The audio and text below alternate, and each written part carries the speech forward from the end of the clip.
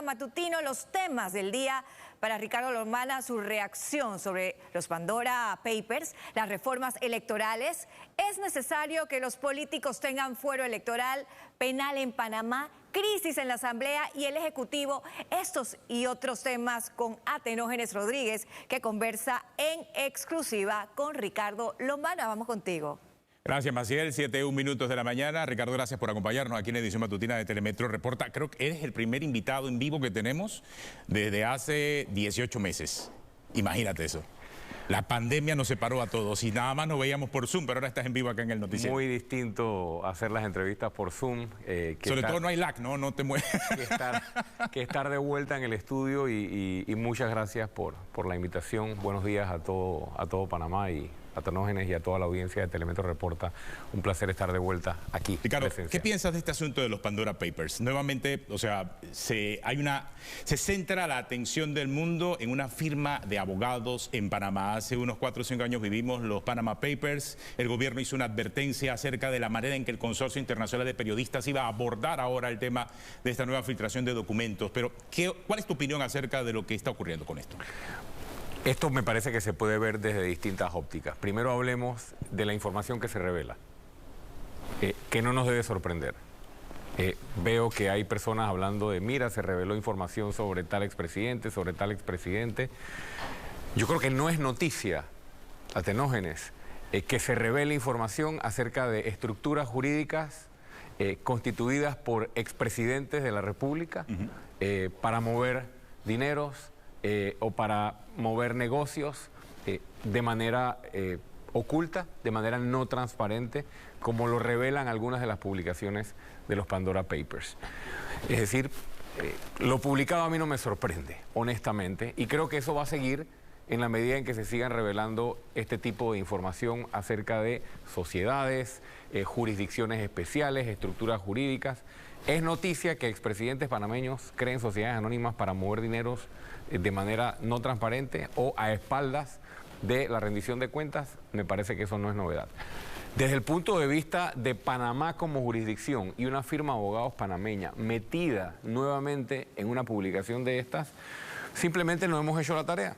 O sea, Panamá no ha hecho la tarea desde su política exterior de, primero, entender que estamos ante una nueva realidad mundial en la cual todo nuestro esquema de sociedades anónimas está bajo la lupa, aunque otros hagan lo mismo, porque el argumento me parece un poco cómodo cuando se dice, bueno, pero es que los Estados Unidos, bueno, pero es que Francia, bueno, pero es que Europa. No importa qué hagan los demás. Panamá tiene que ser transparente con respecto a su jurisdicción, con respecto al tema del flujo de dineros, ya sea producto de evasión fiscal y otros temas, y no podemos estar utilizando tal vez la pantalla de que otras jurisdicciones lo hacen. Segundo, no hemos hecho los cambios que el mundo nos está exigiendo, y no me refiero a cambios legislativos, me refiero a que haya certeza del castigo cuando se utilizan firmas de abogados panameños, sociedades panameñas y bancos panameños para blanquear capitales producto de la corrupción. Si en Panamá hubiese certeza del castigo, considero que no estuviéramos siendo blanco de esto. Y por último, darnos a respetar también en la arena internacional. ¿Qué ha hecho Panamá desde el punto de vista de su política exterior? ¿Quiénes son nuestros aliados allá afuera? ¿Con quiénes hemos emprendido una defensa de nuestro sistema de servicios, muy importante para la economía? Considero que Panamá simplemente desde su política exterior no ha tenido una posición robusta que nos haga salir del blanco o de la mira en la que nos tienen tal vez otros países para querer debilitarnos. La culpa no es de Europa, la culpa no es del consorcio de periodistas. No busquemos apuntar los dedos a quienes quieren supuestamente restarnos competencia a nuestro centro de servicios. Busquemos qué no estamos haciendo bien, y lo que no estamos haciendo bien es que Panamá se sigue utilizando para blanquear capitales de manera ilegal, utilizando estructuras jurídicas, y entonces nos queremos escandalizar cuando nos señalan con el dedo. A ver, lo que entiendo, el crear sociedades anónimas no es un delito. Por supuesto que no. Lo que se hace con la sociedad anónima en todo caso sí sería un delito. Por supuesto. Pero eso lo determina la autoridad judicial o las jurisdicciones hacia donde se crean esas sociedades y para quien se crean esas sociedades. Creo que por allí va el asunto. Por supuesto, pero en Panamá no hay justicia. cuando se trata de determinar responsabilidades de si se utilizó una sociedad anónima para blanquear capitales. Aquí ha habido N cantidad de casos atenógenos donde altos funcionarios o personas muy ligadas al poder han utilizado sociedades anónimas de manera incorrecta, de manera ilegal, y no hay certeza del castigo. Por eso seguimos siendo el blanco.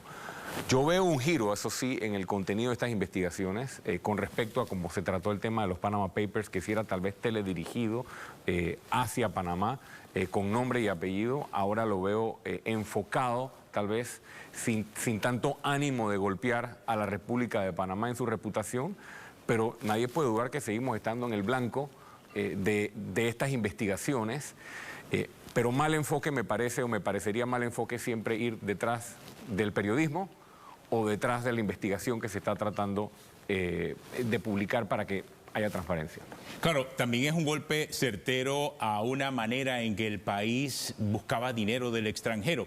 Y eso nos lo explicaba más adelante el abogado Jan Castillero, que decía las grandes pérdidas que hemos tenido desde Panama Papers hasta este momento. ¿Habrá que sustituir ese mercado, esa oportunidad de negocios? ¿Cómo enfrentar también a esa realidad en donde una gran cantidad de panameños que ganaban salarios altos en una empresa floreciente como es el tema de las sociedades anónimas se ha visto mermado por estas publicaciones?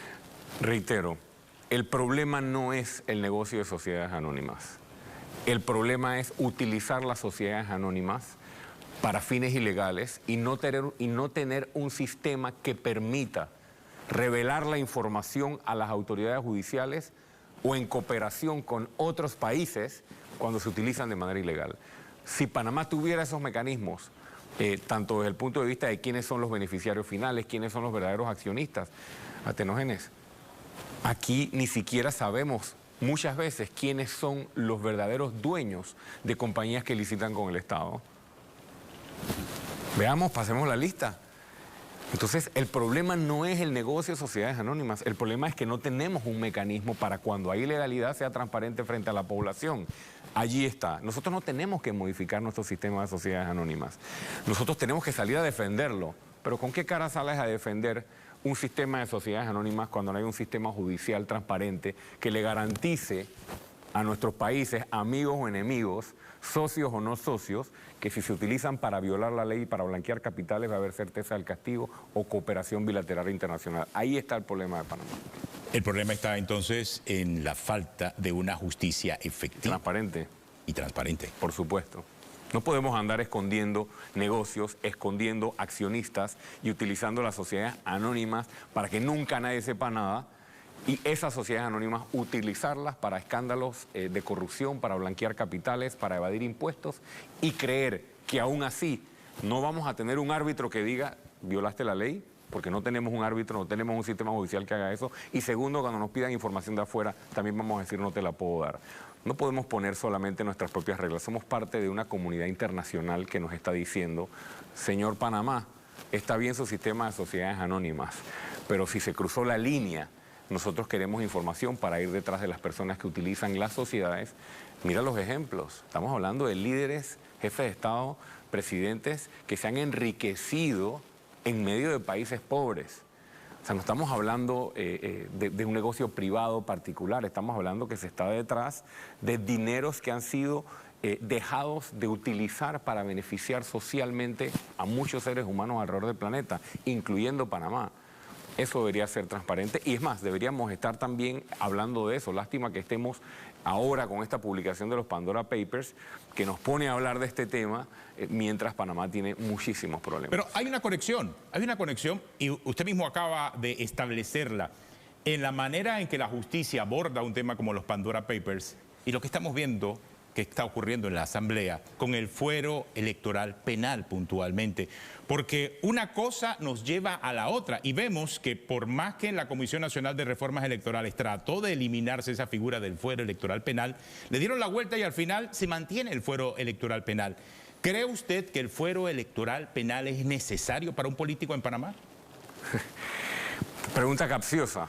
Porque si la ves desde el punto de vista de la gente que no quiere que la justicia lo alcance, te van a decir que sí es necesario, porque lo utilizan todos los días.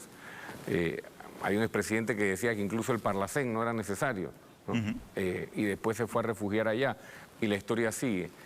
Nosotros como movimiento, el Movimiento Otro Camino y también mi persona, desde hace varios años lo hemos sostenido y dentro del paquete de reformas electorales nosotros presentamos esa propuesta.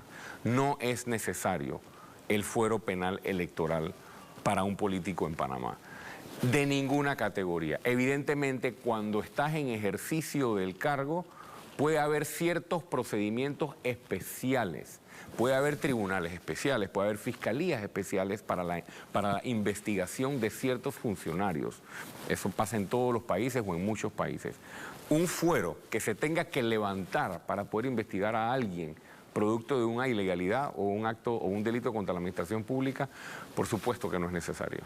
No debe haber entonces un proceso especial para diputados ni para directores de entidades, porque eso es lo que establece el Código Procesal Penal. ¿Debe haber reformas en ese sentido? Totalmente. Si aquí venimos con la prueba idónea, la prueba sumaria, aquí venimos siempre tratando de blindar el sistema para no poder investigar a los corruptos. Tenemos 20 años en esta discusión. ¿Cuántos fallos de la Corte Suprema no se presentó la prueba sumaria, no se presentó la prueba idónea? Hay que levantar el fuero electoral. No se puede investigar por A, por B y por C. Y al final los casos prescriben. Esa es otra reforma importante, la imprescriptibilidad de los delitos de corrupción o delitos relacionados con la administración pública. No debe haber ninguna protección. Si yo llego a ser presidente de la República y en el cargo que tengo ahora como presidente de un nuevo partido político, yo debo ser investigado como es investigado cualquier panameño cuando viola la ley. Y no tengo por qué tener acceso a ningún tipo de privilegio o no tiene que haber un tribunal especial que tenga que levantarme un fuero para que me puedan investigar. Si la ciudadanía no lo tiene, ¿por qué lo vamos a tener nosotros? Eso es lo que no ha entendido muchos de los que participan en asuntos políticos, que la ciudadanía está exigiendo, no solo en Panamá, en todos los países, más transparencia. ¿Y qué es más transparencia? Trato igualitario frente a la ley.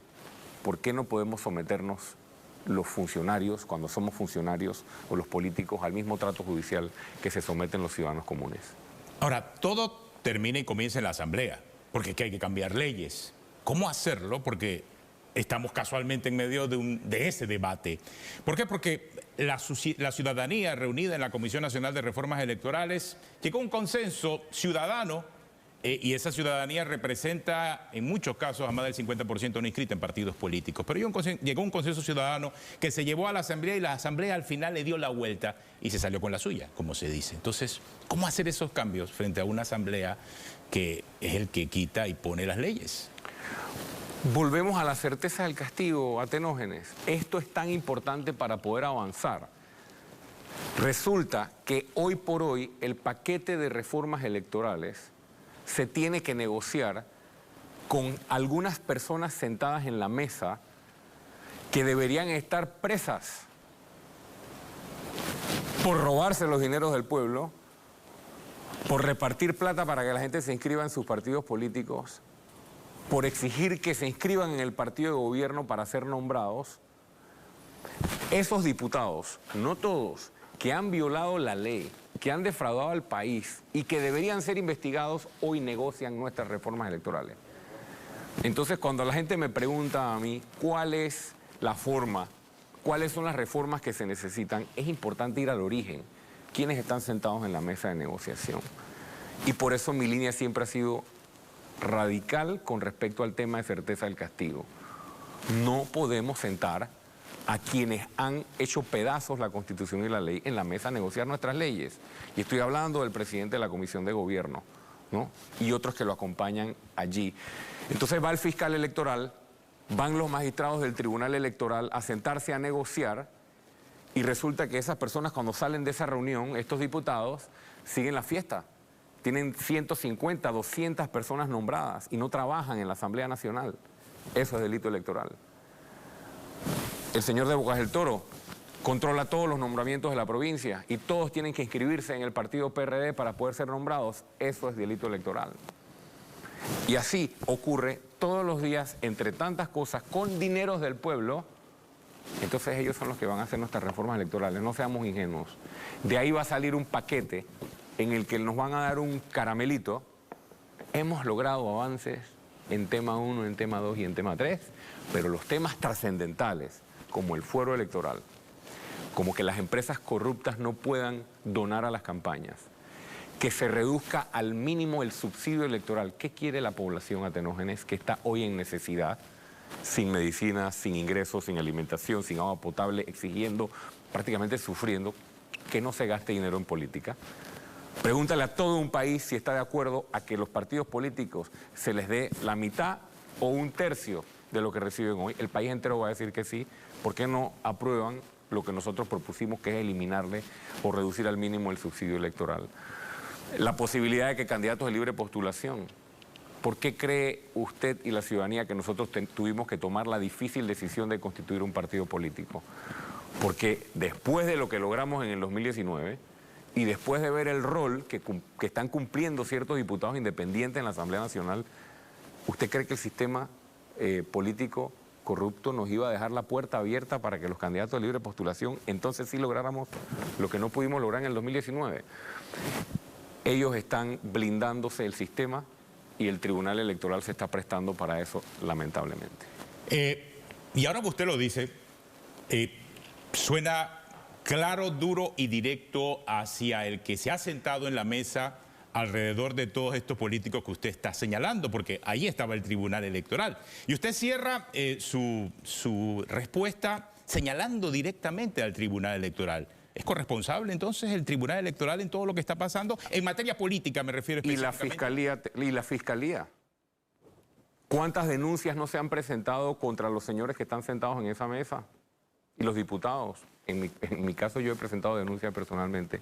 O sea, no es de otros, es suyas particulares. No, algunas mías y de muchos ciudadanos.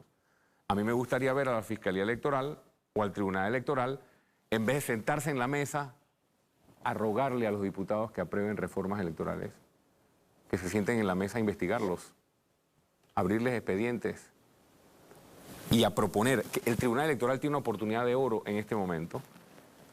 Lleve, Tribunal Electoral, señores magistrados, lleve a la mesa técnica esa, si la van a reanudar, o a la Comisión de Gobierno, lleve las propuestas que el país quiere, señor Tribunal Electoral. Eso es lo que tendría que hacer el Tribunal Electoral, pero mi crítica es directa. ¿Por qué?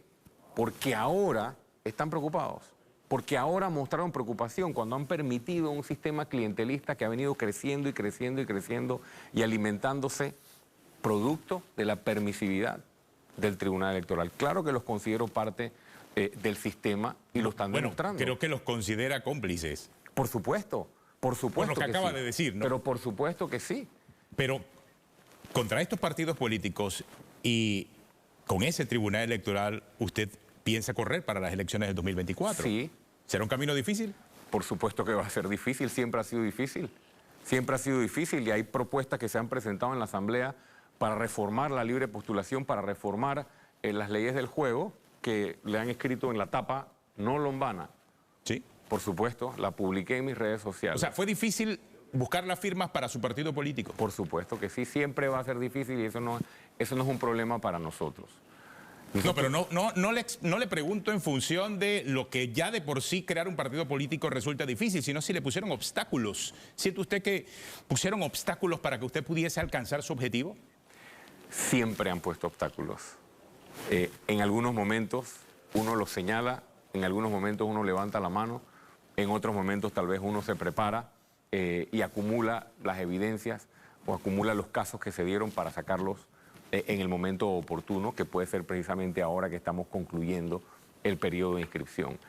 Nosotros ya estamos acostumbrados, Atenógenes, a ir contracorriente, a ir cuesta arriba con respecto a las regulaciones, con respecto a las reglas del juego. Te voy a dar un ejemplo clarísimo. Nosotros utilizamos un mecanismo de financiamiento muy particular durante todo nuestro recorrido, que era la venta de artículos promocionales. Ajá, exactamente. Nosotros nos financiamos vendiendo gorras, suéter. No todo nuestro financiamiento fue así, pero fue algo innovador que nos permitió a nosotros recoger de dólar a dólar muchos recursos en todo el país. El Tribunal Electoral propuso la eliminación de el financiamiento a través de la venta de artículos promocionales, por ejemplo. A mí, para mí eso es una muestra clara de reformas que tienen nombre y apellido. Pero eso no importa. La determinación de nuestro movimiento, la determinación ciudadana y la lucha y el amor por este país y por esta patria es mucho más grande que cualquier obstáculo que haya en el camino, y nosotros vamos a seguir trabajando en camino de lograr ese objetivo. Hay una asamblea en crisis, hay un ejecutivo en crisis, señalamientos diarios hacia la falta de una justicia efectiva en el país. Esa es la realidad con que nos enfrentamos en este momento del año 2021, en medio de una pandemia. En ese medio de la pandemia está usted con una intención de llegar a la presidencia de la República. Va a ser un camino largo, aparecerán lo más probables otras figuras, no sé si independientes o de partidos políticos, pero de cara a esa realidad, ¿cuál sería esa esperanza que brinda Ricardo Lombana para solucionar esa crisis que al parecer está afectando a todos los órganos del Estado y a la sociedad en su conjunto? La esperanza no la brindo yo individualmente. Yo encabezo un movimiento de miles de ciudadanos que ofrecemos esa esperanza. Estamos creciendo y vamos a seguir creciendo y organizándonos para poder presentarle al país, de cara y acercándonos al 2024, ese proyecto de esperanza, para poder darle la vuelta a este país y salir del pantano en el que nos encontramos. No solo se necesita un presidente determinado, que entienda que no podemos seguir en la trampa, que ejecute en beneficio de la población. Nosotros no estamos hablando atenógenes, nosotros estamos haciendo. Muchos me preguntan, ¿usted qué va a hacer para cambiar las cosas? Una de las cosas que hay que cambiar antes de llegar es la forma en que se hace la política. Nosotros hemos constituido un partido político de la misma manera que buscamos firmas para ser candidatos, sin pagar $1, sin ofrecerle trabajo a la gente y respetando la dignidad de los panameños, presentándoles un proyecto. Allí hay una forma distinta de hacer la política y esa es la esencia y eso es ya parte del cambio o parte de la transformación que le estamos ofreciendo como movimiento a la población. Pero no solo se trata de eso, se trata del recorte del gasto público. Se lo hemos presentado al presidente Cortizo al principio de la pandemia, cuando pidió recomendaciones. Una lista de casi 18 puntos en los que se podía recortar el gasto innecesario, incluyendo un porcentaje de los emolumentos que ganan los funcionarios, que eso se quedó por ahí empantanado. ¿Le dio una respuesta a esa lista? Para crear un fondo de ayuda no reembolsable al micro y pequeño empresario. No solo fuimos nosotros, varios crearon y presentaron propuestas en esta línea. Pero no solo se necesita un presidente para dar esperanza al país, se necesita cambiar la Asamblea Nacional. Y nosotros aspiramos a presentar en el 2024 una propuesta electoral para toda la Asamblea Nacional, de candidatos del movimiento Otro Camino y candidatos independientes, muchos jóvenes, muchas mujeres, mucha gente que no ha estado antes en la Asamblea, porque no solo hay que cambiar desde presidencia, hay que cambiar desde la Asamblea Nacional. Y todos aquellos que van a ser candidatos a través del movimiento Otro Camino, antes de siquiera poder postularse para candidatos, van a tener que firmar una declaración frente al país de que una vez estén en la Asamblea, su primer acto va a ser despojarse de los privilegios, despojarse de los autos de lujo, garantizar que no se va a utilizar la planilla para nombrar a más de 10 personas, por ejemplo, que los diputados independientes han demostrado que con menos de 10 personas se hace el trabajo y no con 200 promotores deportivos para robarse la plata a través del cashback. Ese tipo de oferta, ese tipo de propuesta para todos los cargos de elección popular, alcaldía y representantes de corregimiento, es lo que representa una esperanza para el país. Y no se trata solo de Ricardo Lombana y el movimiento Otro Camino. Se trata de que aquí están y van a estar todos los panameños que entienden que estamos perdiendo el país. Nosotros hicimos una advertencia en los debates presidenciales y en la campaña electoral con respecto a quien hoy es presidente y otros candidatos también, que si tú te presentabas en la campaña pidiendo el voto, rodeado de personas que deberían estar siendo investigadas por corrupción o hasta presas, ¿qué compromiso real podías ofrecerle al país? de llevarlo por buenos rumbos. Eso fue lo que pasó y ahí está el resultado.